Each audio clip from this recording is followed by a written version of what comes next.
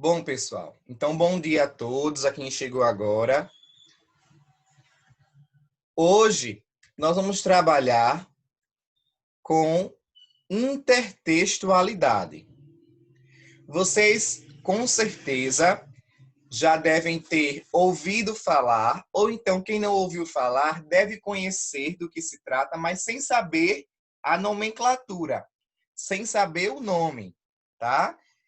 Quando a gente fala em intertextualidade, qual é o conhecimento que vocês já têm a respeito desse recurso de intertextualidade? Alguém aqui já sabe? Alguém já estudou? Alguém conhece? Digam aí para mim o que é que vocês conhecem a respeito de intertextualidade. Já ouviram falar?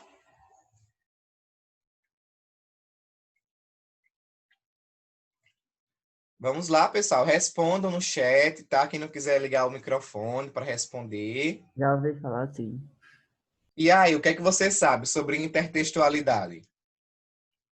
A primeira coisa que vem na minha cabeça quando falo em intertextualidade é tipo uma ligação de um texto com o outro. Isso, muito bem. Intertextualidade, tá? Como a própria palavra já diz, inter é interno, não é? Aquilo que é dentro. Textualidade vem de texto. Então, nada mais é do que a relação, ou seja, diálogos entre textos, tá? É o processo implícito ou explícito de incorporação de um texto em outro para ou reproduzir o sentido daquele texto que está sendo incorporado, ou seja, do texto original, ou até mesmo para mudar o sentido do texto original. Também pode ocorrer com outras formas além do texto, o texto propriamente dito escrito. Pode ocorrer com filmes, com pinturas, com música, com novela, tá? Toda vez que uma obra fizer alusão a outra, com a ideia de readaptar, com a ideia de transformar ou até mesmo reproduzir o mesmo sentido do texto original, ali ocorre uma intertextualidade, tá? Então nós vamos ver aqui, por exemplo, um exemplo de intertextualidade na pintura. Olha só, nós temos a obra de Leonardo da Vinci, muito famosa, não é? Que é a Mona Lisa. E nós temos a Mônica Lisa, uma obra readaptada por Maurício de Souza, usando como base a obra, a pintura de Leonardo da Vinci. Então, nós podemos dizer que aqui ocorreu uma intertextualidade? Sim, com certeza. Por quê? Maurício de Souza, ele, a partir de uma obra que já existia, que é uma obra de conhecimento geral, que é Mona Lisa, ele usou sua personagem, a Mônica, com a mesma ideia de reproduzir a pintura feita por Leonardo da Vinci.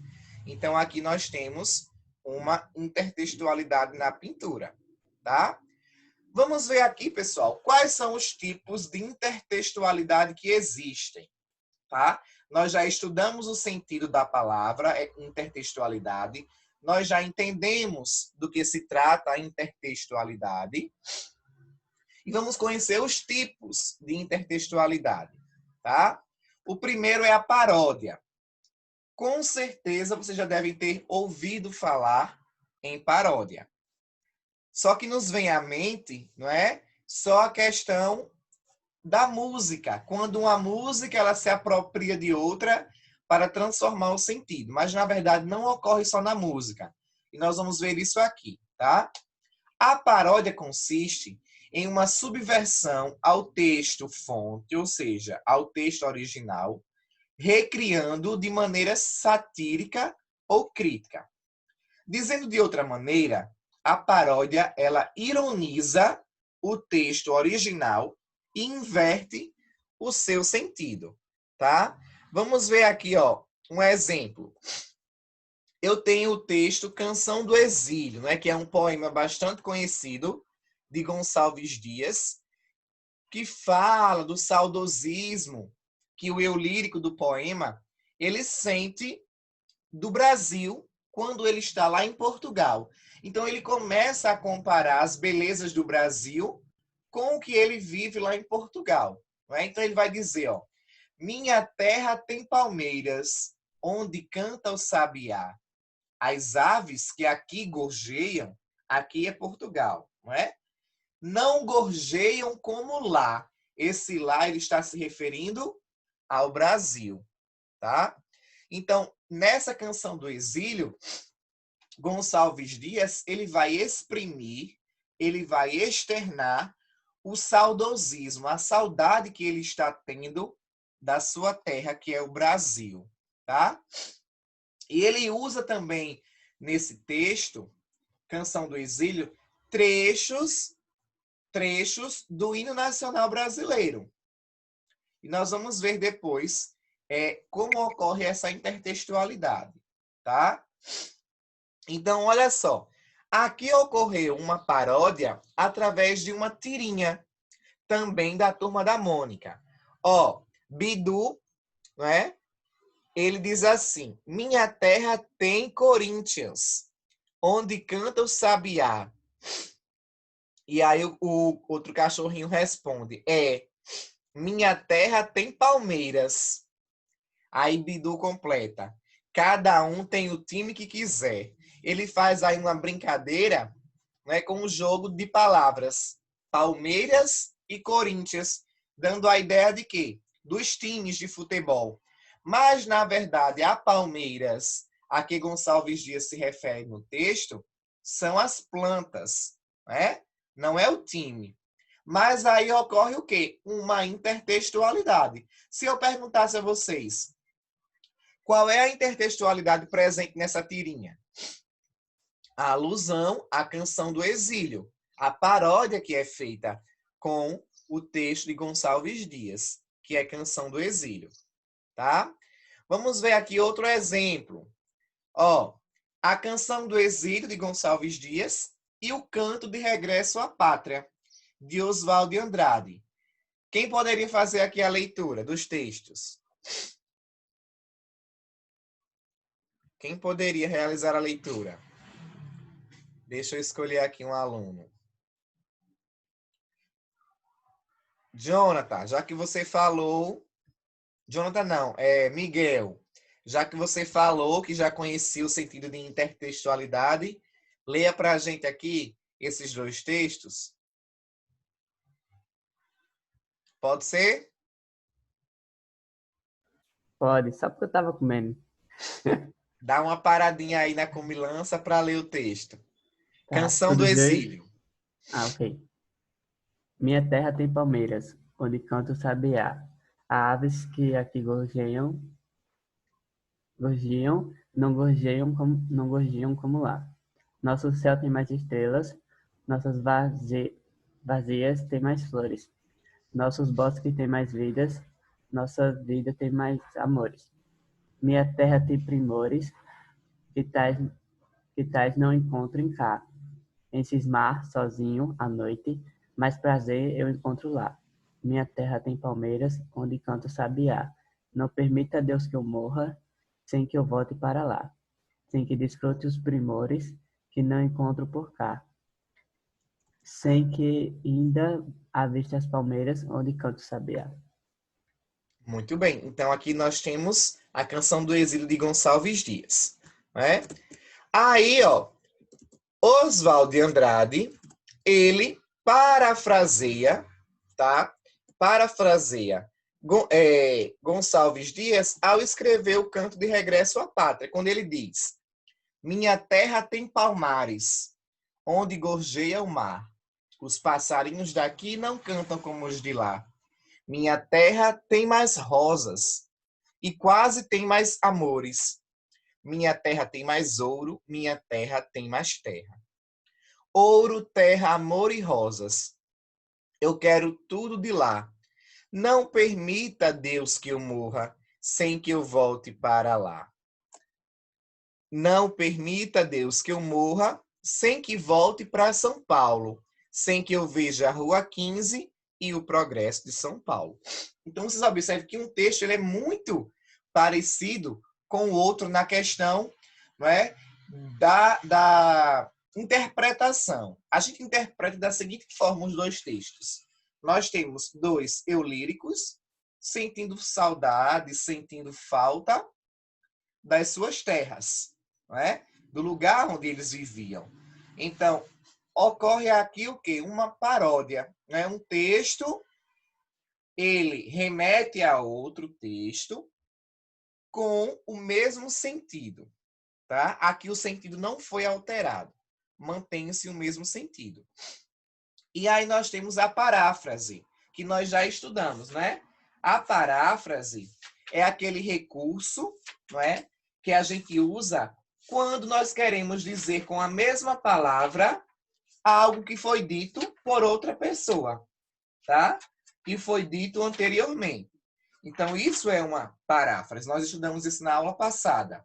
É um texto que busca tornar mais claro e objetivo aquilo que foi dito em outro texto. Por exemplo, segundo o artigo 1º da Declaração Universal dos Direitos Humanos, todos os seres humanos nascem livres e iguais, em dignidade e em direitos.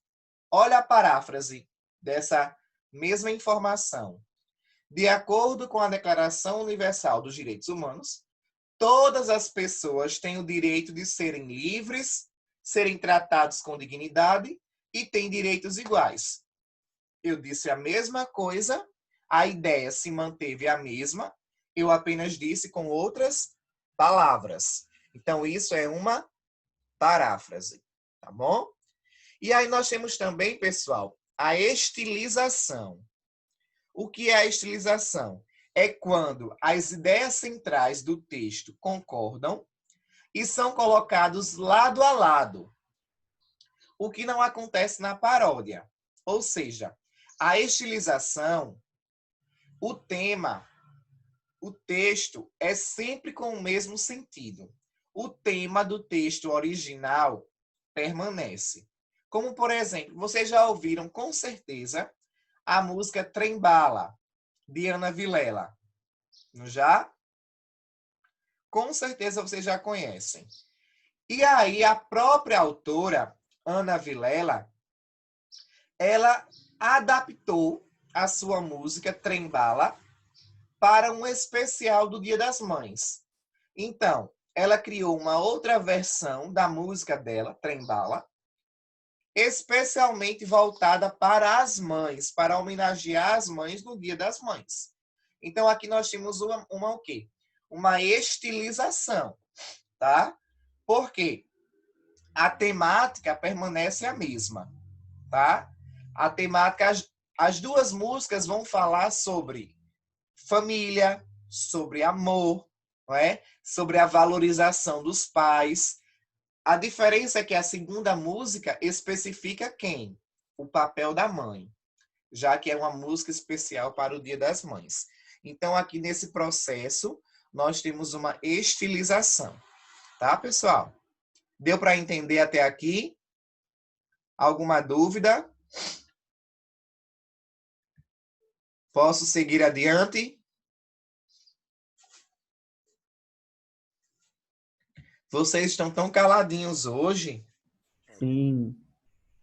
Respondam pelo menos no chat, pessoal, para interagir, para o professor saber que vocês estão aí do outro lado. É que eu tô com medo, aí para falar complica. Escreve. Então, olha só. Vamos agora para a apropriação, tá? A apropriação ela é muito parecida com a paráfrase, mas existe uma diferença, tá? Porque a paráfrase é o ato de você dizer, de você escrever a mesma ideia com outras palavras. Na apropriação é quando você é uma paródia mais levada ao extremo. ela utiliza o significado de algo que já foi produzido, de algo que já foi dito, mas com a intenção de ironizar, de ridicularizar, de gerar humor, de tornar aquele texto mais engraçado. Quem gosta muito de fazer isso, pessoal, é a Hortifruti. A Hortifruti, ela se apropria de várias obras já conhecidas para anunciar seus produtos. Como, por exemplo, ela fez aqui com o filme Dois Filhos de Francisco. Para anunciar a venda, não é, dos milhos, ela fez aí uma brincadeira, um jogo com o filme Dois Filhos de Francisco. E aí ele coloca a seguinte legenda para o anúncio publicitário, né, para a propaganda. Eles saíram do campo para estourar na Hortifruti. Esse eles está comparando com quem? Com Zezé de Camargo e Luciano, já que esse filme conta a história dos dois cantores, né? Que saíram também do campo para buscar a vida, para buscar a carreira na música na cidade grande, não é? Então ele faz essa brincadeira, essa apropriação com o filme Dois Filhos de Francisco. E aí ele continua, ó, aqui a natureza é a estrela, não é? Dando essa ideia aí da mídia, das celebridades, do meio artístico, tá? E observe que um milho está com violão e o outro com a sanfona, né?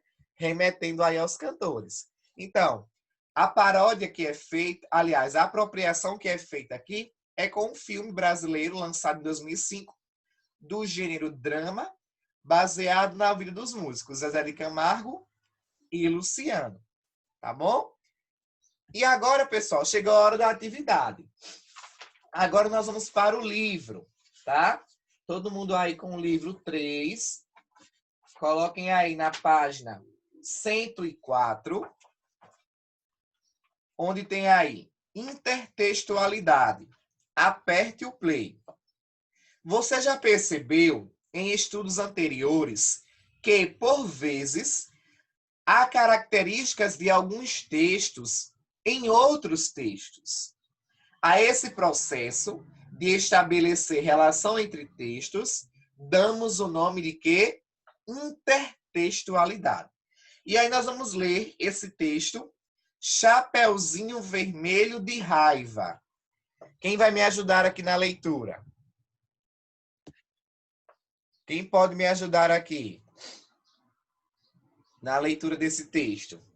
Chapeuzinho Vermelho de Raiva. Vou escolher uma menina agora. Débora, pode ler, Débora?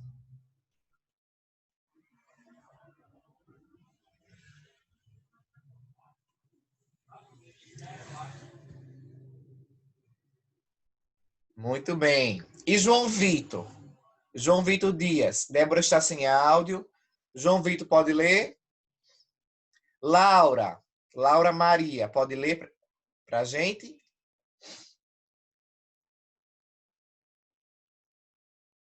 João Vitor pode, né, João Vitor? João Vitor já comentou aqui no chat. Laura, pode ler para a gente? João Vitor está sem microfone. Deixa eu ver aqui. Ana Laura. Ana Laura pode ler?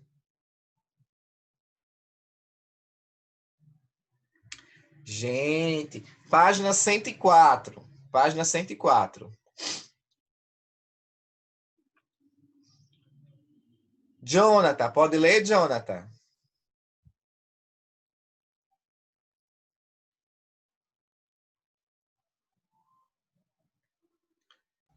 Eu queria uma menina e um menino para fazer o diálogo. Uma menina para interpretar Chapeuzinho e Jonathan para ser a outra fala. Rayane, pode ler para a gente, Rayane? Edileuza. Jonathan já disse que pode. Alguma das meninas aí? Maiara.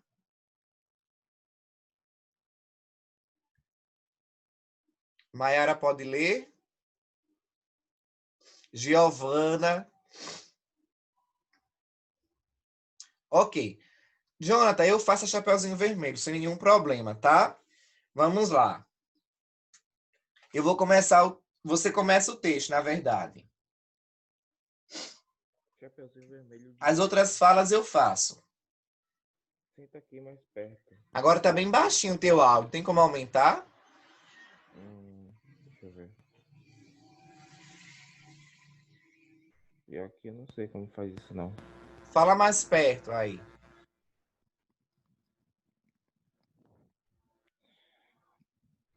Peraí. Melhorou, Jonathan. Já tá melhor. Pronto. Senta aqui mais perto, Chapeuzinho. Fica aqui mais pertinho da vovó, fica. Mas, vovó, que olho vermelho e grandão. O que houve? Ah, minha netinha, estes olhos estão assim de tanto olhar para você. Aliás, está queimada, hein? Guarujá, vovó.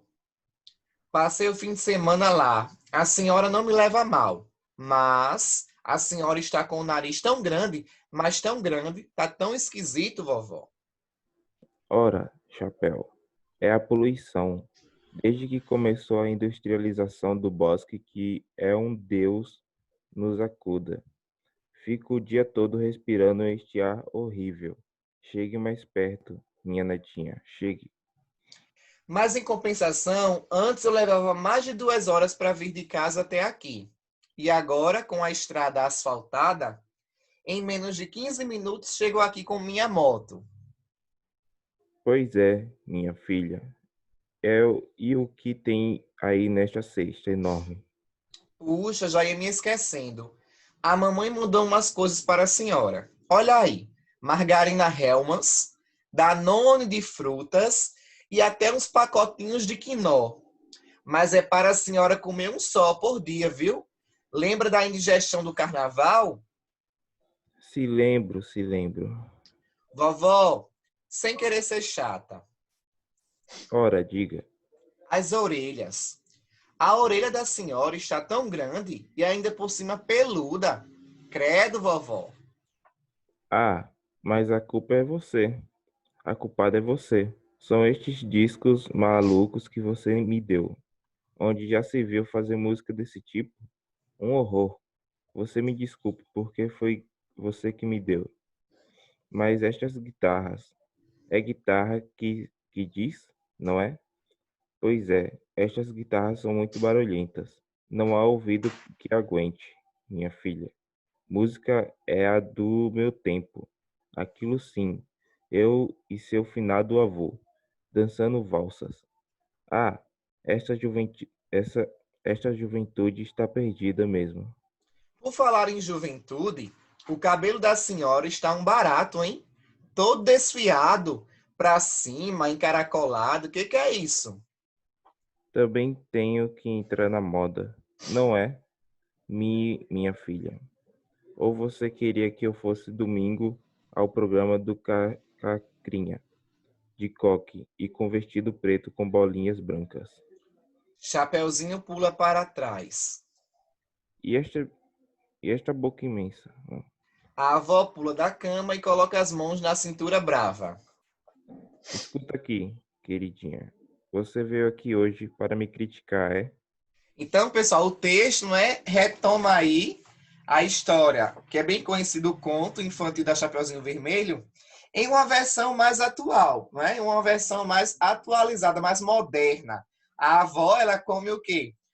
Margarina Hellmann's, Danone de frutas, ouve o quê? Discos, música, não é? De rock, com guitarras, não é? Então, o texto ele remete à ideia do conto clássico, do conto infantil Chapeuzinho Vermelho, com uma nova versão, tá? E a primeira pergunta é a seguinte, ó. Você conhece algum poema, letra de canção, jingle, conto ou outro gênero que faz relação com outro texto já conhecido? Por exemplo, os próprios contos infantis, né, os contos clássicos, eles já ganharam muitas versões na nas obras cinematográficas. Muitos filmes, como, por exemplo, Cinderela, A Menina da Capa Vermelha, que reconta a história baseada na Chapeuzinho Vermelho com uma outra versão, Rapunzel, A Bela e a Fera, são filmes que se readaptam para contar uma história clássica. Né? Então, vocês podem citar isso como exemplo, aqui no número 1. Né?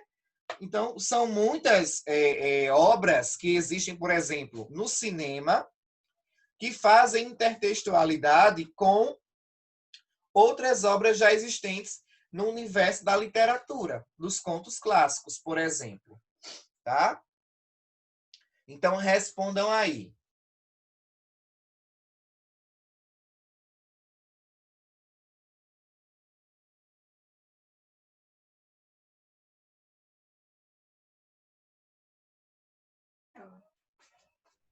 Pronto. Aí o número 2, pessoal, diz assim, ó. Na sua opinião, seria possível compreender o sentido do texto que nós acabamos de ler, Chapeuzinho Vermelho de Raiva, ou do filme, por exemplo, Deu a Louca na Chapeuzinho, na Coluna Falsa, que é esse exemplo, não é, que nós temos aqui mostrando. Esse filme que foi adaptado a partir do conto que já existia. Sem conhecimento prévio do clássico Conto de Fadas, Chapeuzinho Vermelho. Então, o que é que a pergunta quer saber? Se a gente não conhecesse o texto original, nós iríamos conseguir entender o segundo texto que nós lemos? E aí, o que é que vocês acham? Nós iríamos conseguir fazer uma boa interpretação se nós não conhecêssemos o texto base, que no caso é a história original da Chapeuzinho Vermelho? O que é que vocês acham? Eu também acho que não. É óbvio que não. Para que a gente possa compreender o novo texto, nós temos que conhecer o texto original, para entender qual é a intenção daquele autor em elaborar aquele novo texto. É criticar, é ironizar, é tornar o texto engraçado, né?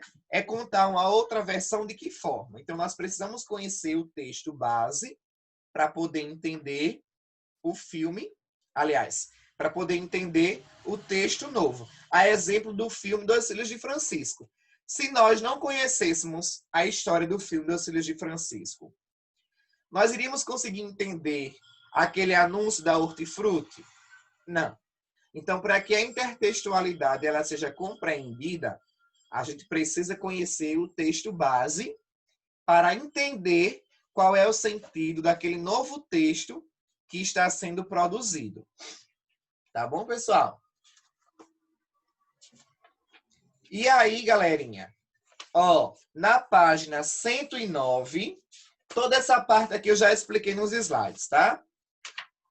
Na página 109, fala sobre o plágio, que aí nós temos que saber a diferença entre, né, parafrasear algo que já foi dito por alguém e a diferença entre o plágio. E aí nós temos um texto que diz assim, ó, na página 109, redação e sociedade. Pode ser que você não saiba. Oi? No meu livro é 108. 108? Então, 108, tá? É que no meu aqui é 109. Todo mundo aí na página 108. Pode ser que você não saiba, mas copiar algum texto completa ou parcialmente, sem dar os devidos créditos ou sem autorização do autor, é crime, com pena prevista em lei. O Código Penal tem uma seção que trata especialmente dos crimes contra a propriedade intelectual. Quem produz algo é autor e dono daquela produção. Qualquer outra escrita, dirigida, produzida por alguém é de sua propriedade.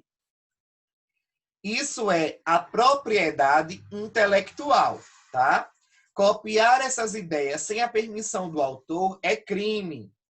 Por isso, configura uma forma de roubo.